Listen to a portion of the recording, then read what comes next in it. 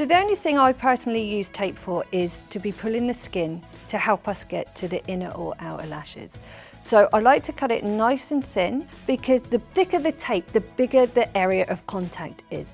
And any adhesive that we put onto the skin can be an irritant. So if you're plastering loads of tape over everywhere, the chances of a reaction are higher because you're already irritating the skin. And people can have a reaction to the tape. It doesn't necessarily mean it has to be an allergic reaction. It could be a contact reaction. So we want to minimize the contact area. So by cutting it thinner like this, it's perfect. If your client has hooded eyes or quite a lot of saggy skin on the eye, we can use the tape to place it and to gently lift it up. And this is exactly what we're trying to do. We're trying to move the skin so that it lifts the lashes up. If your client has really downward facing lashes and her natural lashes sit against the pad so that when you're putting the extension, you're getting them stuck to the pad, we can just lift the lash line slightly. So this isn't just to lift the skin, it's to actually change the trajectory of the natural lash. So you can see now the trajectory of these lashes has changed. So they were here and we've lifted them up. The thing you need to be careful of is that you're not exposing the eyeball.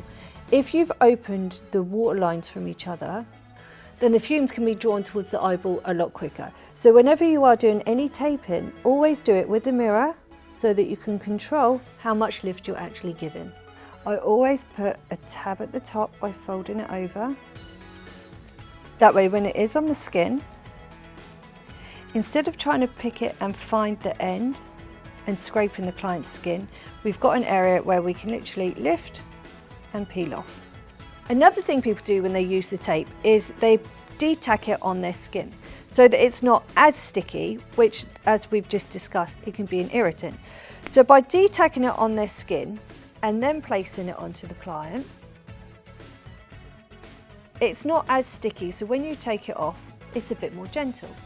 The only downside with that is de-tacking it on yourself. You've just taken all those dead skin cells and placed it on your client. It is so unhygienic. So if you are going to de-tack any tape, do it on your client's skin first and let her know what you're doing and why. When we use the tape to lift either the lashes themselves or the skin, we'll normally place it straight here, which means that it goes directly over the eyebrow. As we then lift it away, we can remove the hairs from the eyebrow. So a trick we like to use is to take another piece of tape and put it on the inside here. Then it's covered the sticky part in the middle. So we've made like a band-aid. So that then when we place it on the eye, we've got a small contact area here at the base of the eye. And then as we lift and connect here, we have our two connection points and the whole eyebrow and skin in between is protected from that double backing. We have our tab so that as we lift off, there's no aggression to the skin. So the inner eye is the hardest area to get to when you're lashing. The pesky inners always frustrate everyone. So to help with that inner corner, we're gonna again use our double back tape. We're gonna place it here. And we're just gonna stretch the skin out. Again, we've got two small contact areas and then our lashes are exposed so that we can get right in to the inner corner.